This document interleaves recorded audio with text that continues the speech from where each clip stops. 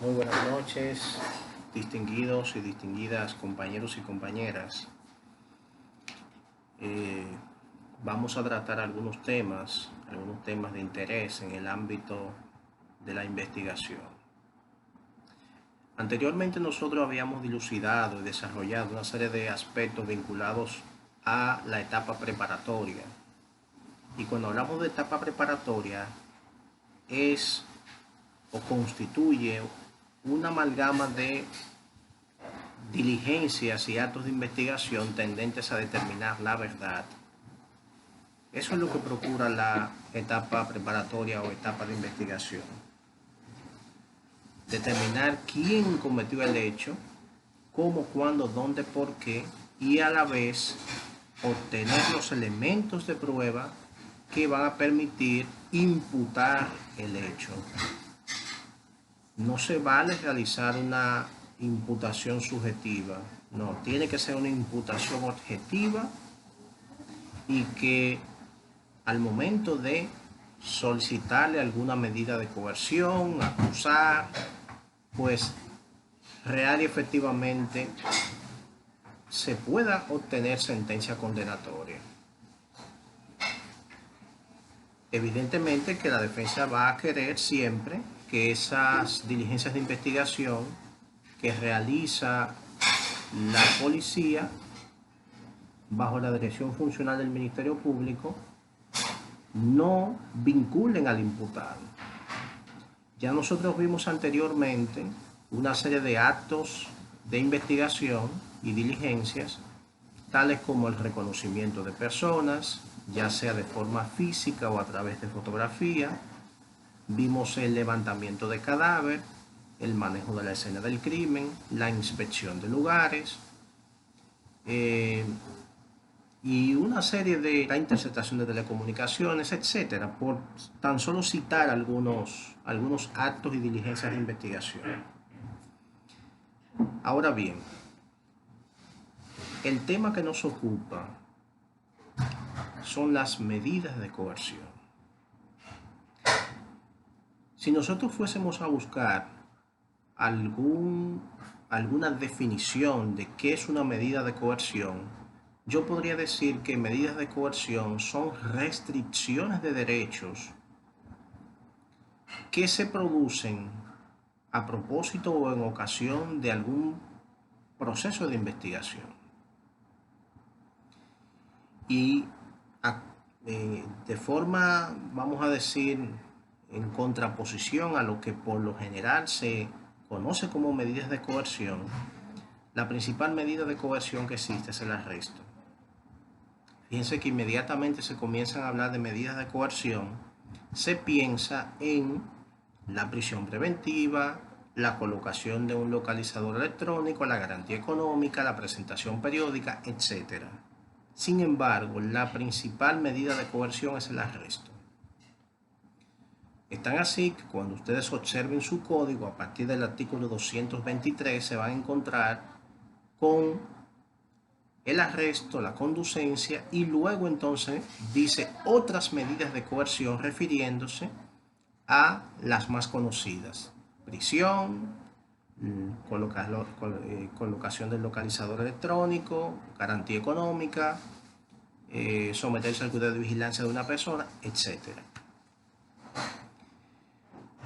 El arresto no es más que la privación de libertad de una persona con el objetivo de o entrevistarle o presentarle ante el tribunal. Es un mero trámite. El arresto no implica privar de la libertad de una persona y dejarla ahí por un tiempo indefinido, no. Ustedes saben muy bien que existe una obligación constitucional de aquella persona que es arrestada. Dentro del plazo de las 48 horas debe ser puesta en libertad o presentarla ante un juez. Esas son las dos posibilidades que existen. Ahora bien, existen dos tipos de arresto. El arresto flagrante, que ya había adelantado algunos aspectos, y el delito en virtud de orden judicial. El arresto flagrante no es más que un mecanismo de privación de libertad sobre la base de ciertas circunstancias que pueden presentarse, tales como el hecho de que una persona tenga en su poder algunos objetos, algunos elementos de evidencia que lo vinculen con una actividad ilícita, o una persona que acaba, por ejemplo, de cometer una infracción, o aquella persona que comete una infracción sale huyendo y se produce una persecución ininterrumpida de parte de la autoridad policial, entre otros supuestos. Eso es arresto flagrante, y para ello no se necesita autorización judicial para privar de la libertad a esa persona, siempre respetando el plazo de las 48 horas. Es decir, que dentro de ese lapso de tiempo debe imputarse, es decir, presentarse ante el juez la persona para fines de conocimiento de medidas de coerción, o, como dice el artículo 284, pacta infine, disponer de la libertad de ese ciudadano sin menoscabo de continuar la investigación. Es decir, que se pone en libertad a la persona, pero la investigación continúa. Lo que no podría hacerse es continuar la investigación y la persona mantenerla en prisión. Bueno, la segunda circunstancia entonces se contrae al hecho del arresto en virtud de orden judicial. Y para que un juez, en este caso el juez de la instrucción, emita orden de arresto, evidentemente que debe tratarse de un hecho punible que ha ocurrido, que ese hecho punible pues traiga consigo alguna sanción, y que la presencia de esa persona sea necesaria, sea vital. Si la persona perfectamente puede presentarse, entonces ahí no aplica arresto, no aplica orden de arresto, porque no implica peligro de fuga. Entonces perfectamente la persona con una cita se podría resolver la cuestión. Lo que sucede en la práctica es que se ha producido prácticamente un modismo, y casi todos los fiscales, y me incluyo, procuramos obtener una orden para arrestar a la persona y presentarla ante el tribunal. Y no en todos los casos es necesario.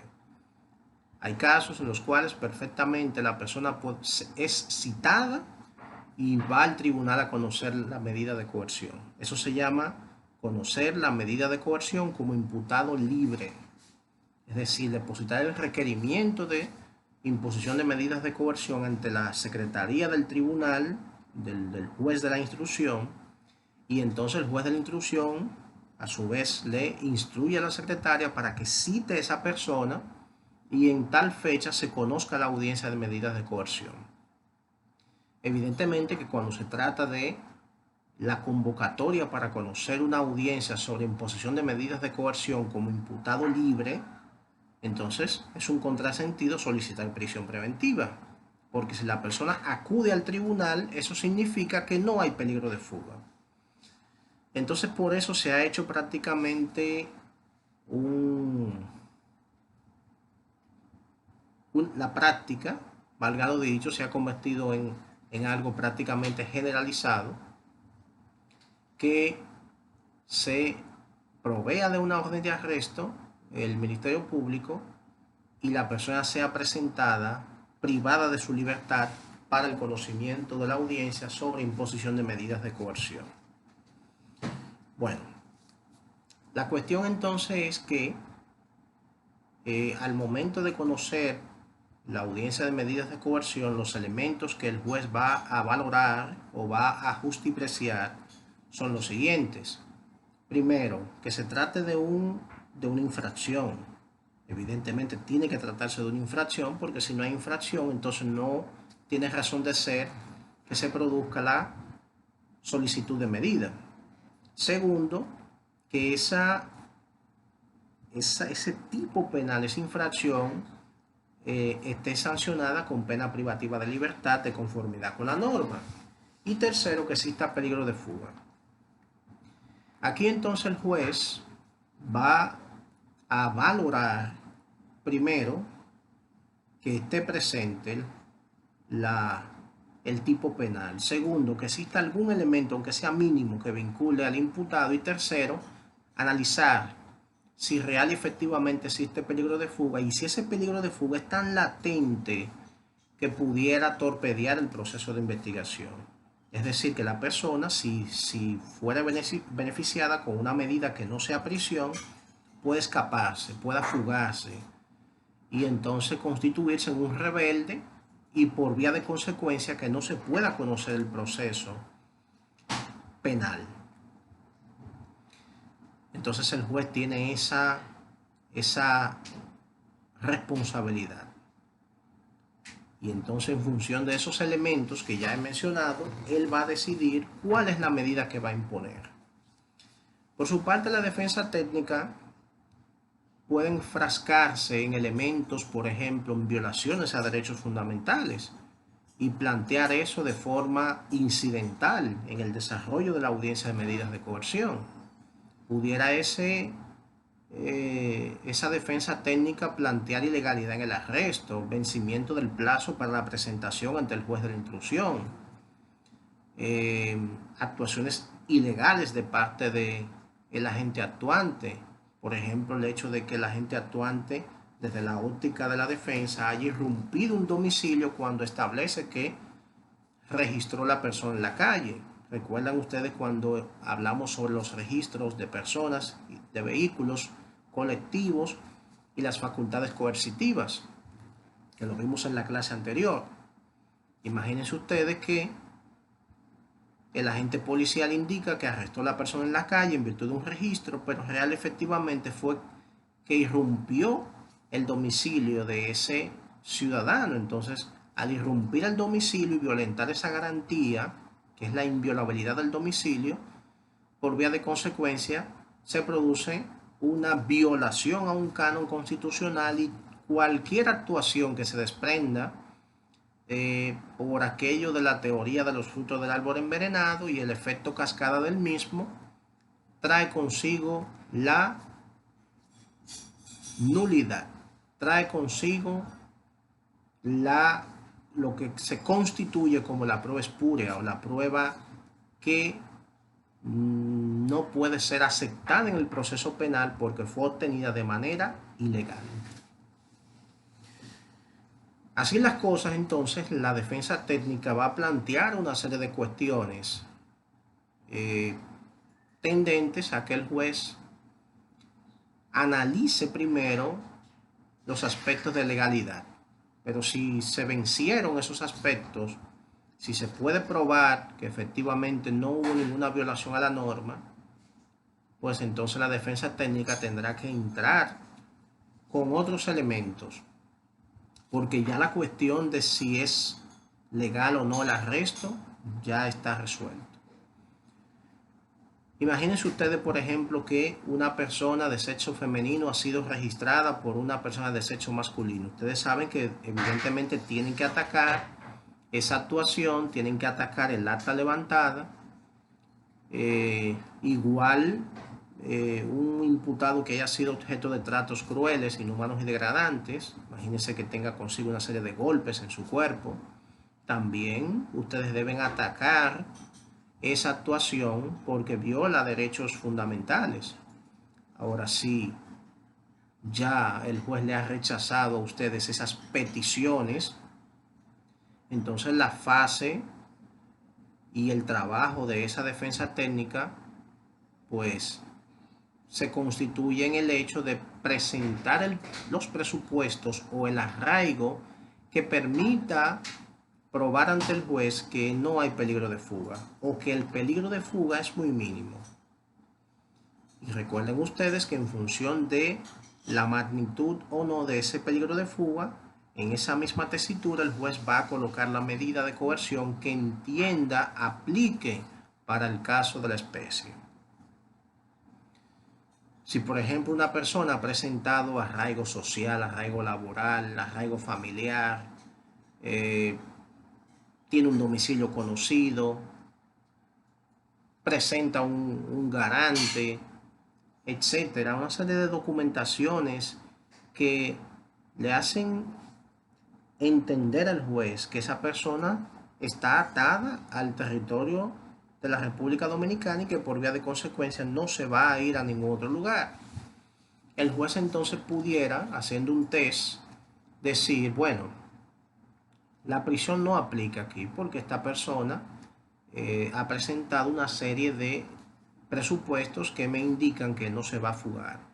Sin embargo, existe una pizca de peligro de fuga, entonces le voy a colocar algunas medidas para asegurar que esa persona no se me escape. Y entonces dice garantía económica, impedimento de salida. Y entonces ahí ya el juez entiende que ha blindado ese radio de acción de ese imputado para que no se constituya en un rebelde. Bueno, además de lo que dice el código, que ustedes lo van a estudiar, artículo 223, 224, 225 hasta el 234, que trata sobre las distintas medidas de coerción, desde el arresto, conducencia, poder coercitivo,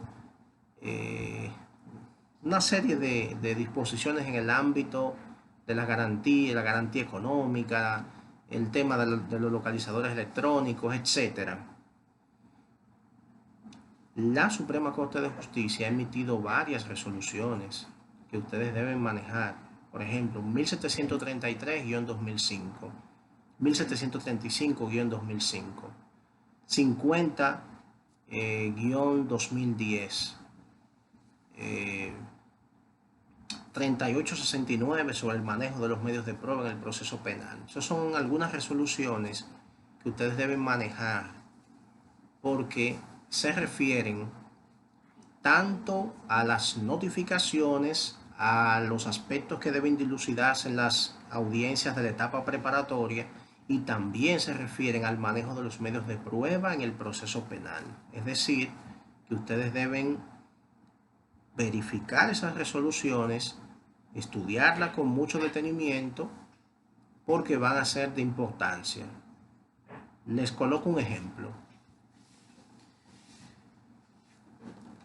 Cuando una persona, una defensa técnica, aduce que su cliente ha sido objeto de tratos crueles, inhumanos y degradantes o se le ha violentado algún derecho fundamental, no es decirlo, sino que tiene que probarlo. Tiene una carga probatoria. Pero ¿qué resulta? Que en la audiencia sobre medidas de coerción no se escuchan testigos. Excepcionalmente pudiera el juez requerir a alguien para esclarecer alguna circunstancia, llamar a algún agente actuante, pero la génesis, el espíritu de esa audiencia no es de escuchar testigos. Sin embargo, si usted como defensa técnica está planteando que se violentó algún derecho fundamental, entonces usted puede plantearle al juez escuchar a algún testigo para con el testimonio de esta persona poder probar la violación al derecho fundamental. Como expliqué anteriormente, registraron la persona en su casa, irrumpieron el domicilio, pero dicen que fue en la calle que lo registraron, o que fue en virtud de un registro de vehículo cuando fue realmente un allanamiento ilegal que se hizo. Entonces, ¿cómo probar eso? A través de un testigo o a través de los videos, las fílmicas de las cámaras de seguridad. Entonces, la Suprema Corte de Justicia ha permitido que perfectamente eso se pueda presentar en una audiencia de medida de coerción de manera excepcional, porque la regla es que no se va a escuchar testigos.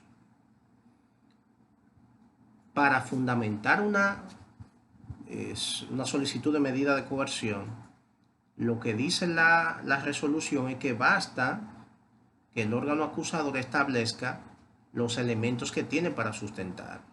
Entiéndase esto, que ni siquiera tendrá que presentar, por ejemplo, evidencias materiales en el desarrollo de la audiencia, porque lo que se hace es una oferta probatoria.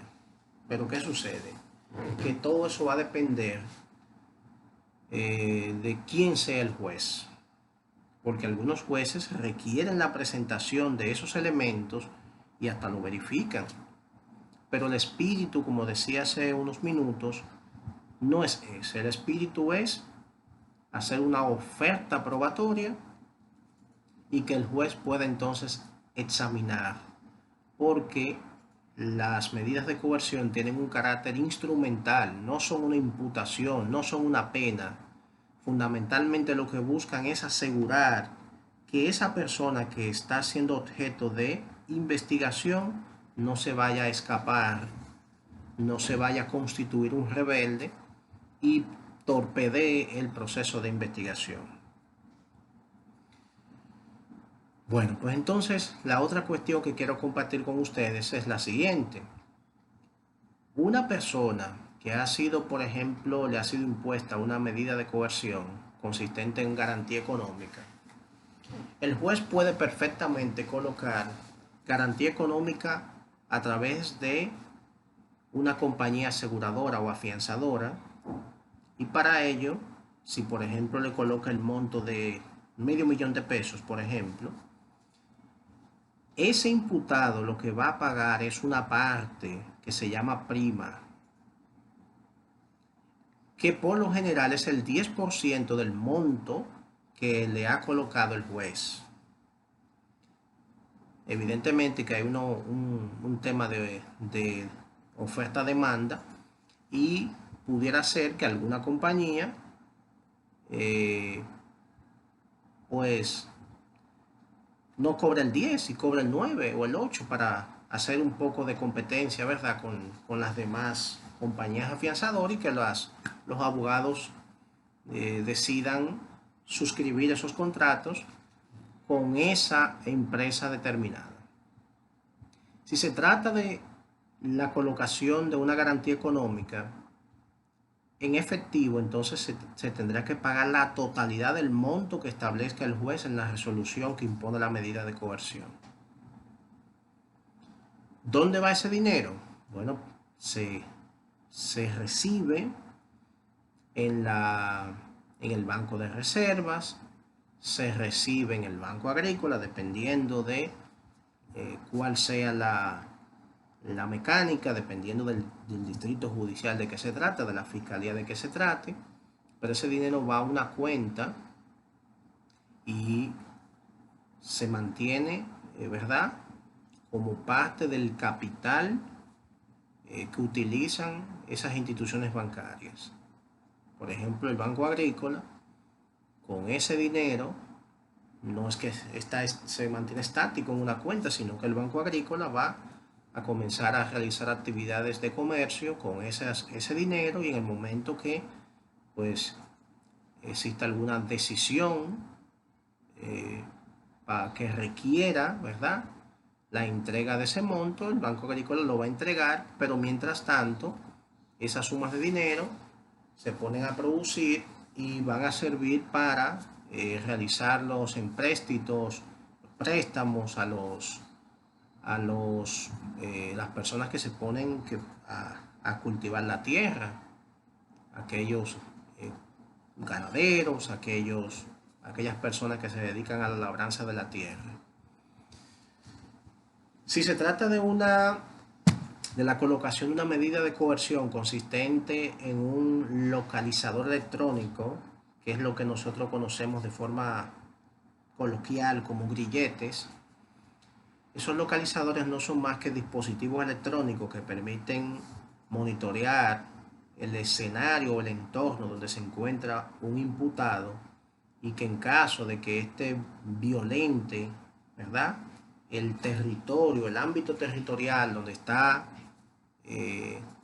autorizado, imagínense que el juez le coloca la restricción de que no puede pasar del Distrito Nacional no puede pasar a la provincia de Santo Domingo, a ninguno de sus municipios, por ejemplo, si este violenta esa disposición, entonces ese dispositivo envía una alerta a la compañía de monitoreo y la compañía de monitoreo inmediatamente se percata e informa a las autoridades de que esa persona ha violentado la disposición del juez. Entonces, a pesar de que no se le da tanta publicidad, pero aquí en la República Dominicana sí tenemos los localizadores electrónicos desde el año 2004. El único escollo que presenta esa situación es que el precio, es decir, el costo de ese servicio, el Estado no lo asume y tiene que asumirlo el propio imputado. Entonces significa esto que solo aquellos que puedan pagar son los que el juez le coloca esa medida. Es decir, el juez antes de colocar la medida tiene que hacer un análisis de la situación económica de ese ciudadano imputado, porque de no hacerlo entonces se constituiría esa medida como una medida de imposible cumplimiento. Porque si a esa persona le colocan el localizador y no tiene trabajo, entonces ¿con qué va a pagar ese servicio? Por vía de consecuencia se va a quedar en prisión. Eso es igual que en el caso de una garantía económica, que le coloquen un monto de imposible cumplimiento, evidentemente que esa persona se va a quedar en prisión hasta que pueda pagar. Si a ustedes un juez le coloca a su cliente una garantía económica de imposible cumplimiento, ustedes tienen la posibilidad de solicitar la reducción de ese monto. Y para ello, evidentemente, tendrán que presentar documentación que dé al traste con enrostrar, en cierto modo, cuál es la situación económica de su cliente, para que el juez entonces, sobre la base de esa petición fundamentada, él pueda analizar y decir, bueno, pues esta persona no puede pagar este monto, vamos a reducir el monto de esa garantía económica para que éste pueda obtener su libertad y el proceso de investigación pues va a continuar. Es decir, que el hecho de que le coloquen una garantía económica de imposible cumplimiento de un monto excesivo no significa que ya es palabra de rey, sino que usted puede perfectamente solicitar la reducción de ese monto, pero evidentemente, reitero, tiene que ser probado. Bueno, en el caso de las medidas de coerción, nosotros pudiéramos durar muchísimas horas hablando de las medidas de coerción, pero lo que les puedo decir es que son medidas instrumentales, medidas que fundamentalmente lo que procuran es que ese ciudadano imputado no se vaya a escapar, porque si se escapa, entonces, lamentablemente, constituye una retranca para el proceso de investigación, y a pesar de que el Ministerio Público continúa y la policía y el querellante continúa en su proceso, pero físicamente la persona no está, y hasta tanto esa persona no sea arrestada, no va a poder continuarse el proceso judicial. En el anterior código, en el Código de Procedimiento Criminal, existía una figura jurídica llamada la contumacia. Implicaba el hecho de conocer un proceso sin la presencia del imputado, pero ya esa figura no existe. Esa figura fue abolida. Inmediatamente el Código de Procedimiento Criminal quedó sin efecto. La figura jurídica que tenemos hoy día se llama rebeldía, artículo 100, 101 del Código Procesal, que implica que cuando una persona ha sido requerida, ¿verdad?, y esta no se presenta ese requerimiento, imagínense que le colocaron medidas de coerción, una garantía económica, presentación periódica, por ejemplo, y al momento de requerirlo para continuar el proceso penal y esta persona no aparece, entonces lo que se hace es que se solicita la declaratoria de rebeldía, que implica que esa persona, el juez dicte una orden de captura, una orden de arresto en contra de esa persona, conducencia, y que ordene que los datos de esa persona sean colocados en un diario de circulación nacional. Y por eso ustedes observan en ocasiones que dicen, se busca fulanito de tal, en virtud de tal decisión judicial. Eso es lo que significa que esa persona se escapó, ha sido requerido, y cuando digo requerido es un requerimiento válido a través de un acto de alguacil. No se presentó, bueno, pues entonces hay que tomar una decisión. Y la decisión es solicitar la declaratoria de rebeldía, y esa declaratoria la dispone el juez.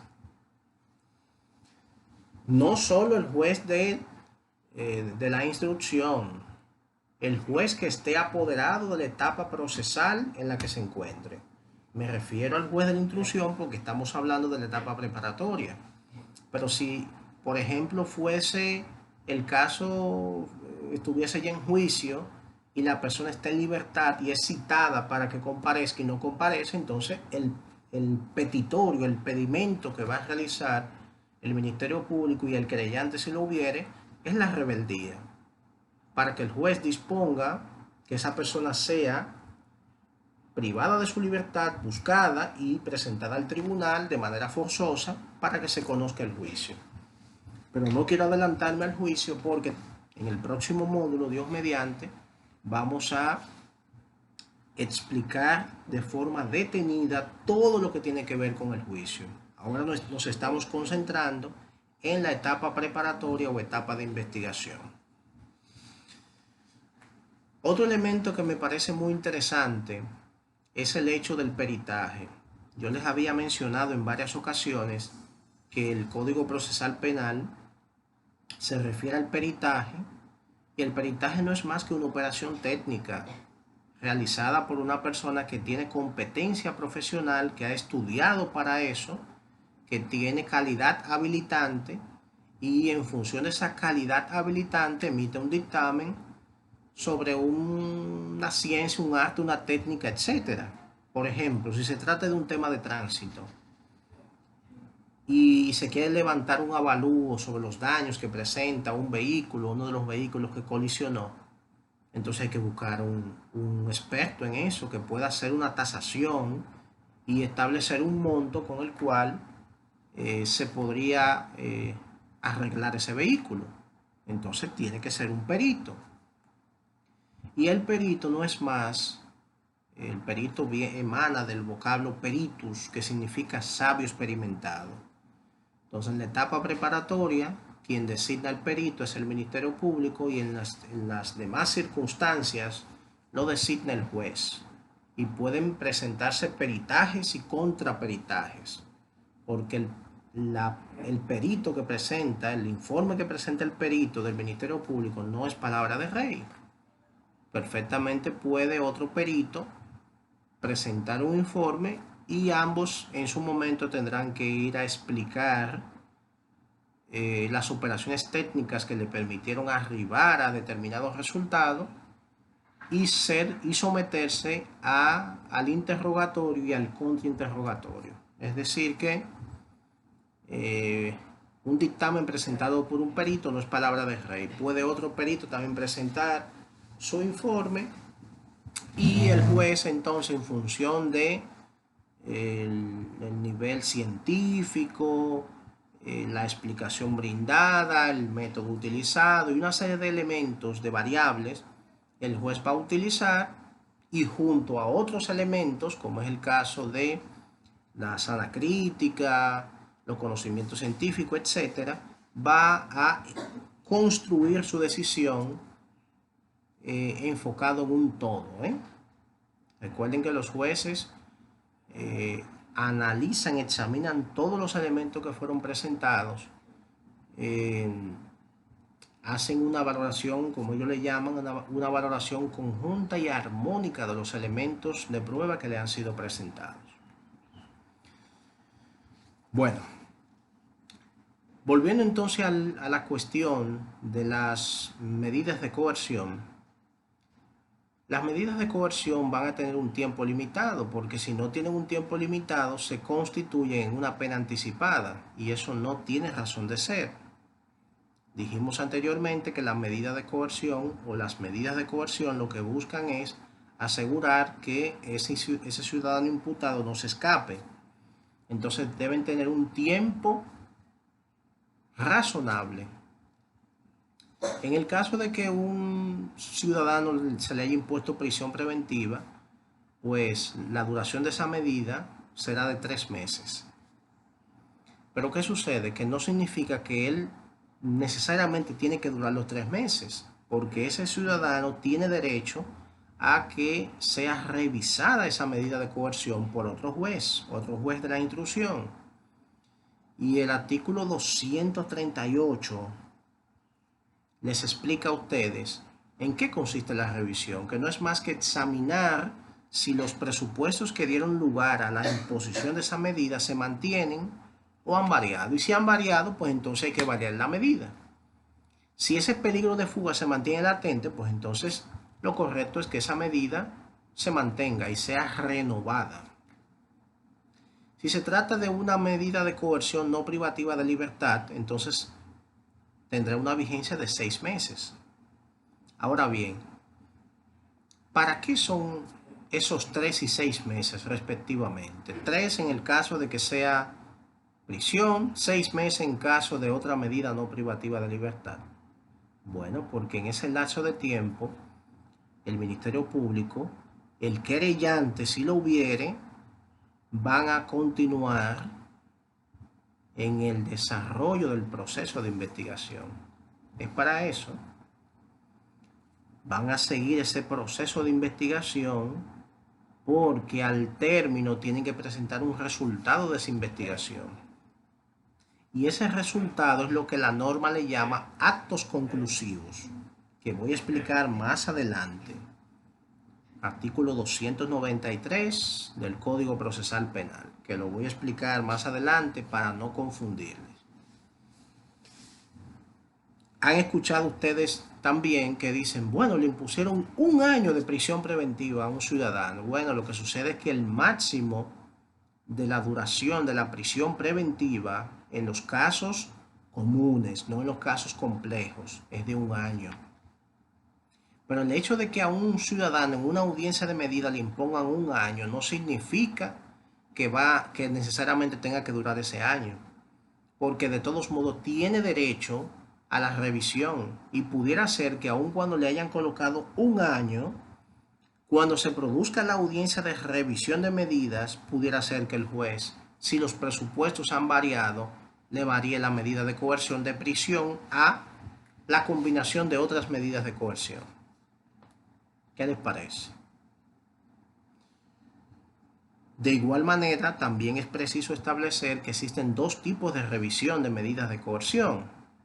La revisión a pedimento o a petición de parte, que es la que solicita, por ejemplo, el imputado a través de su defensa técnica, con el objetivo de que le sea variada la medida de coerción, pero también existe una revisión obligatoria que el juez tiene que fijarla. Entonces, si le impuso una medida de coerción en tal mes, bueno, entonces la revisión obligatoria tiene que ser, por ejemplo, mes de marzo, abril, mayo y junio. Entonces en junio hay que revisar esa medida de coerción de prisión, por ejemplo. Pero, ¿qué sucede? Que en algunos casos la defensa técnica no espera la revisión obligatoria. Lo que hace es que solicita la revisión a petición de parte. ¿Para qué? Para presentar una serie de arraigos que le permitan variarle la medida de coerción a su cliente. Que el proceso de investigación siga su curso, pero con la persona en libertad. Si la defensa técnica logra eso, estaría logrando una gran cosa. Bueno, con estos temas que yo les he tratado así de manera, vamos a decir, muy precisa, porque ustedes se van a encontrar en distintos libros, mucha teoría, y yo prefiero darle algunas explicaciones de forma llana, sucinta, para que ustedes puedan comprender la misión de la medida de coerción, la importancia que tiene desde la óptica del querellante y del Ministerio Público, y los mecanismos que debe utilizar la defensa técnica para lograr que no se le imponga ninguna medida a su cliente, que en caso de que se le imponga sea lo menos lesiva posible, y a la vez también identificar aquellos mecanismos que le permitan a esa defensa técnica contrarrestar la decisión que ha sido tomada por el juez de la instrucción. Si a una persona le imponen medidas de coerción, también tiene la opción de la apelación, y la norma es bastante clara. Se le impuso prisión preventiva, se le impuso cualquier otra medida, bueno, pues entonces esa defensa técnica tiene un plazo de 10 días para interponer el recurso de apelación, de conformidad con el artículo 410 y siguiente del Código Procesal Penal. Si ese querellante o el Ministerio Público o ambos o todos, y voy a explicar a qué me refiero cuando digo todos, ese querellante está insatisfecho con la medida impuesta por el juez o el Ministerio Público, pueden apelar también. Y en el caso de que el Ministerio Público esté insatisfecho, el querellante esté insatisfecho y la defensa técnica también, los tres pueden incoar sus recursos de apelación. ¿Qué les parece? Pueden perfectamente incoar sus recursos de apelación, porque pudiera ser que la decisión que tomó el juez deje insatisfecho tanto al Ministerio Público como al querellante y a la propia defensa. Y ustedes dirían, pero ¿y cuál sería esa decisión que deje insatisfecha a esas partes, a esos sujetos procesales? El fiscal pidió 1 año y el juez le impuso 3 meses. La defensa técnica no quería prisión, lo que quería era una garantía económica e impedimento de salida. Y ese querellante estaba conteste con la petición del Ministerio Público de 1 año de prisión. En ese caso, los tres están insatisfechos y por vía de consecuencia los tres pueden incoar su recurso de apelación. Lo que sí quiero precisar es que para incoar el recurso de apelación debe haber un motivo. No se produce como sucedía con el Código de Procedimiento Criminal, que para incoar el recurso de apelación la persona que se sentía insatisfecha iba y firmaba un libro y ya incoó el recurso de apelación. No, el recurso de apelación hoy día es un recurso reglado. Debe haber motivos que den lugar a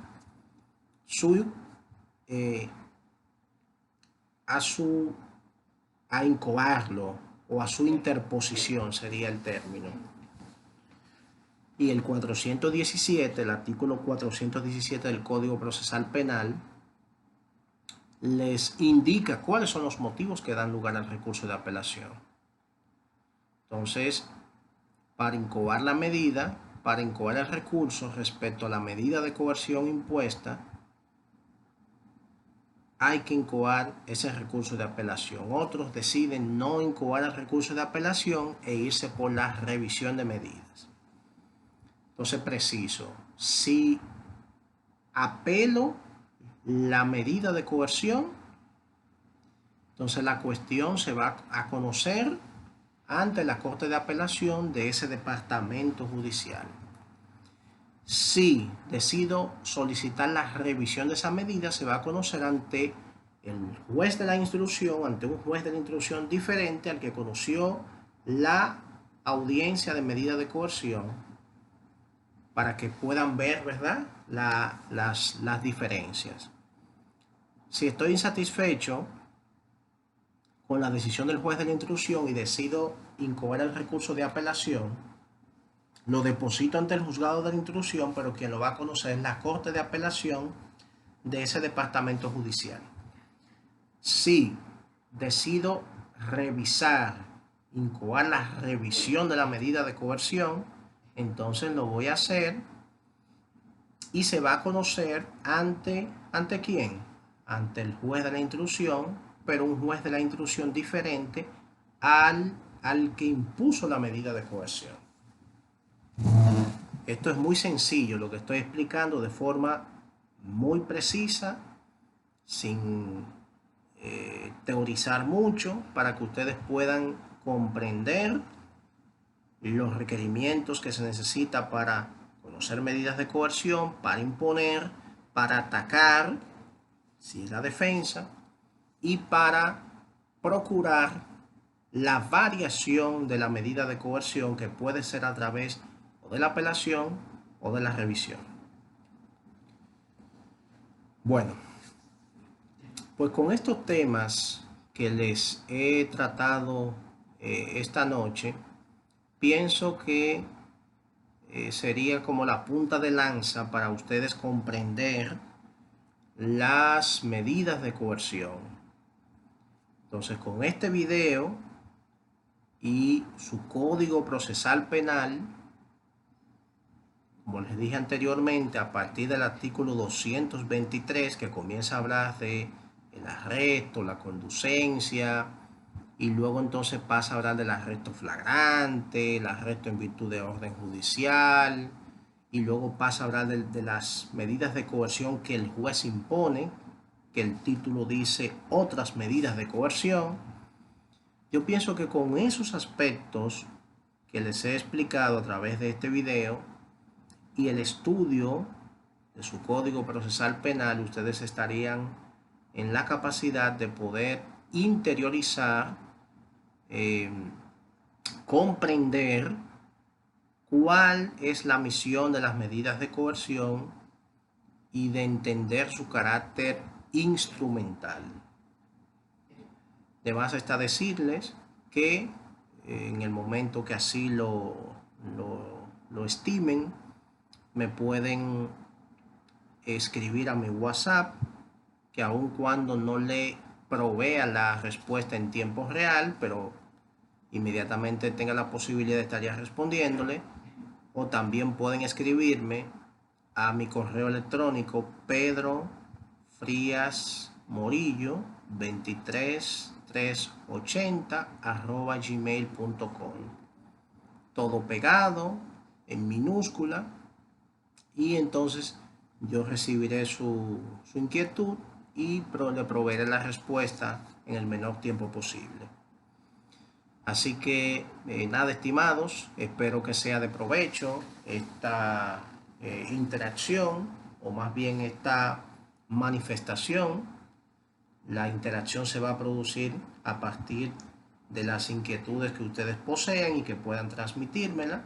Si no hay inquietudes, bueno, pues entonces entiendo que habría cumplido con el cometido de que ustedes puedan comprender en su justa dimensión estos temas tan apasionantes en el ámbito del derecho procesal penal.